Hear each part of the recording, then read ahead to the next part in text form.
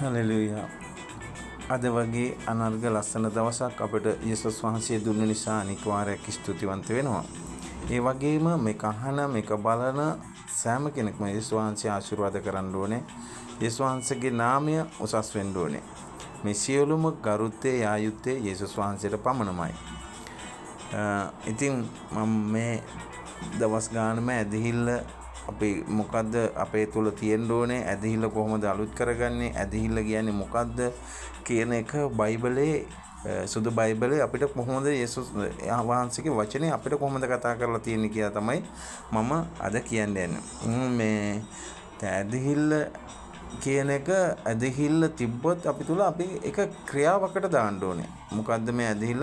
ඒක ක්‍රියාවකට දාන්න ඕනේ. යේසුස් වහන්සේ ඇවිල්ලා ඒ ඇදහිල්ල අපිට පෙන්වුවා. එයා ක්‍රියාව කරා ඇදහිල්ල තුලින්.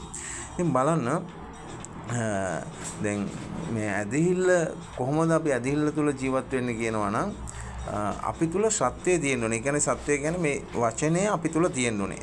බයිබලයේ වචනය අපි තුල තියෙන්න ඕනේ. අනික ප්‍රේමය.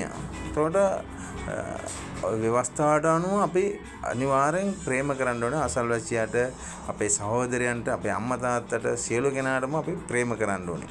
ඒක තමයි ඇදහිල්ලේ ක්‍රියාවල්. ඊට පස්සේ තව තියෙනවා කෙනෙකුට කණ්ඩ නැත්තම් අපි දකිනවා අපේ සහෝදරයෙකුට කණ්ඩ නැහැ. අපේ සහෝදරයෙකුට අඳින්න නැහැ.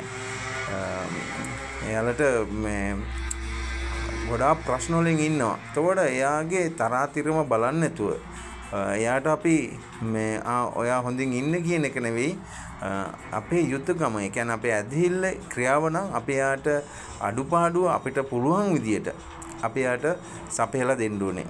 ඉතින් ඒක තමයි ඇදහිල්ලේ ක්‍රියාව. මේ ඇදහිල්ලත් මේකේ ක්‍රියාවත් අපි තුල තිබ්බොතින් අපිට අනිවාර්යෙන් ගැලීමට යන්න ස්වර්ග රාජ්‍යයට අපි අනිවාර්යෙන් යන්න පුළුවන්. ඉතින් ඒ නිසා මේක අවසාන කාලය. ඉතින් මේ වචනය අනුව අපි ජීවත් වෙන්න ඕනේ. මේ වචනයත් එක්ක අපි යන්න ඕනේ. යාකෝබ් දෙවෙනි පරිච්ඡේදයේ 14 ඉඳන් 15ට කියවගෙන යන්න ඇදහිල්ල නැති ක්‍රියාව නැති ඇදහිල්ල ගැන මෙතන මාතෘකාව දාලා තියෙනවා. ඒකේ ලස්සනට යේසුස් වහන්සේගේ වචනේ කතා කරනවා. ඉතින් ඒ නිසා අපි හැම දවසකම බලන්න ඕනේ අපි ඇදහිල්ලෙන් ක්‍රියාවෙන් අපි ජීවත් වෙන්න. ඒ කියන්නේ ඇදහිල්ල තියෙන්න ඕනේ, මන් තුල ක්‍රියාව තියෙන්න ඕනේ. අපිට ප්‍රශ්න වෙන්න පුළුවන්. අපිට මිනිස්සු අපිට වැරදි කරන්න පුළුවන්. අපිට මිනිස්සු බනින්න පුළුවන්.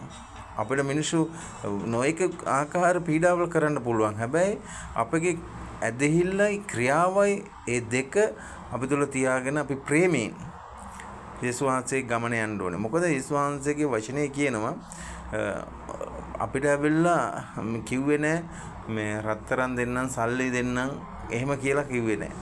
යේසුස් වහන්සේ කිව්වා මේ ලෝකයේ උඹලට පීඩා තියෙනවා. එහෙනම් මේ ලෝකයේ අපිට පීඩාව තියෙනවා. පීඩාව කියන්නේ ජයග්‍රහණය.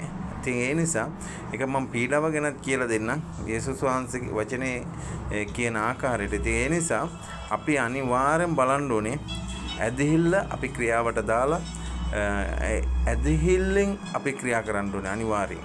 ඉතින් ඒ නිසා යේසුස් වහන්සේ වචනේ කතා කරනවා. ඒ වචන අපිට හරියට උගන්වනවා. මේක හරියට වචනේ දෙපාර තුන්පාර කියවලා බලන්න යේසුස් වහන්සේ ඔයාලට පැහැදිලි කරයි. එහෙනම් සියලු දෙනාටම ජේසුස් පිටයි. මේක බලන සෑම කෙනෙක්ම ආශිර්වාද වෙන්න ඕනේ. යාකෝබ් පොතේ දෙවෙනි පරිච්ඡේදයේ 14 වෙනි පදේ ඉඳන් කියවලා බලන්න. සියලු දෙනාටම ජේසුස් පිටයි.